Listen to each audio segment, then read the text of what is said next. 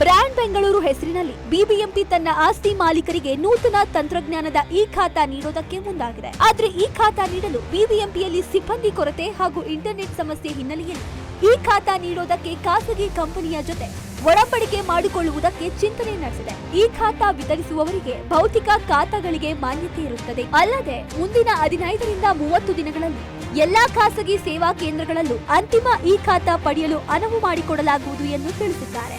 S, BBMP ಈಗ brand Bengaluru ಆಗುತ್ತಿದ್ದಂತೆ ಹೊಸ ತಂತ್ರಜ್ಞಾನದ ಮೂಲಕ ಪಾಲಿಕೆಯ ಗುಣಮಟ್ಟ ಹೆಚ್ಚು ಮಾಡಲು ಬಿಬಿಎಂಪಿ ಹೊಸ ಪ್ರಯತ್ನ ಮಾಡುತ್ತಿದೆ.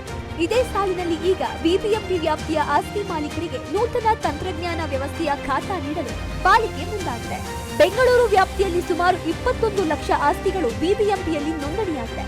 ಈ ಆಸ್ತಿಗಳಿಗೆ ಈ ಖಾತಾ ನೀಡಲು ಪಾಲಿಕೆ ಹೊಸ ಯೋಜನೆ ರೂಪಿಸಿ ಕಳೆದ 1 ತಿಂಗಳಿಂದ ಈ ಖಾತಾ ನೀಡುತ್ತಾ ಬಂದಿದೆ. ಆದ್ರೆ ಈ ಖಾತಾ ಪಡೆಯಲು ಲಕ್ಷಾಂತರ ಜನ ವಾರ್ಡ್ಗಳ ಕಚೇರಿಗೆ ಹೋದಾಗ ಇಂಟರ್ನೆಟ್ ಕೊರತೆಯಿಂದ ಈ ಖಾತಾ ಪಡೆಯಲು ಸಾಧ್ಯವಾಗುತ್ತಿಲ್ಲ ಅನ್ನೋ ಆರೋಪ ಕೇಳಿಬರ್ತಿತ್ತು. ಈ ಹಿನ್ನೆಲೆಯಲ್ಲಿ ಬಿಬಿಎಂಪಿ ಈ ಖಾತಾವನ್ನ ಬೆಂಗಳೂರು 1 ನಲ್ಲೂ ಪಡೆಯೋದಕ್ಕೆ ಅನುಮತಿ ನೀಡಿತು. ಆದ್ರೆ ಅಲ್ಲೂ ಕೂಡ ಹಲವು ಸಮಸ್ಯೆಗಳು ಸಾರ್ವಜನಿಕರನ್ನ ಕಾಡುತ್ತಿತ್ತು. ಇದರಿಂದ ಬಿಬಿಎಂಪಿಗೆ ಹಾಗೂ ಸರ್ಕಾರಕ್ಕೆ ಮುಜುಗರ ಪಡುವಂತೆ ಆಗಿತ್ತು.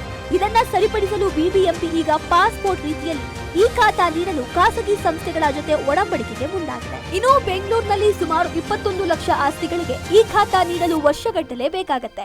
ಈ ಹಿನ್ನೆಲೆಯಲ್ಲಿ ಪಾಲಿಕೆಯ ಎಲ್ಲಾ ವಾರ್ಡ್ಗಳಲ್ಲಿ ಪಾಸ್ಪೋರ್ಟ್ ನೀಡುವ ಮಾದರಿಯಲ್ಲಿ ಖಾಸಗಿ ಸಂಸ್ಥೆಗಳ ಜೊತೆ ಒಡಂಬಡಿಕೆ ಮಾಡಿಕೊಂಡು ಖಾಸಗಿ ಸಂಸ್ಥೆಗೆ ಇಂತಿಷ್ಟು ಹಣ ನಿಗದಿ ಮಾಡಿ ಈ ಖಾತಾ ನೀಡಲು ಪಾಲಿಕೆ ಚಿಂತನೆ ನಡೆಸಿದೆ ಅಂತ ಬಿಬಿಎಂಪಿ ಆಯುಕ್ತರು ತಿಳಿಸಿದರು. ಒಟ್ಟಾರೆ ಬಿಬಿಎಂಪಿಯ ಈ ಹೊಸ ಯೋಜನೆ ಎಷ್ಟರ ಮಟ್ಟಿಗೆ ಸಿಟಿ ಮಂದಿ ಪ್ರಯೋಜನ ಪಡೆಯುತ್ತಾರೆ ಅಂತ ಕಾದ್ ನೋಡಬೇಕಾಗಿದೆ.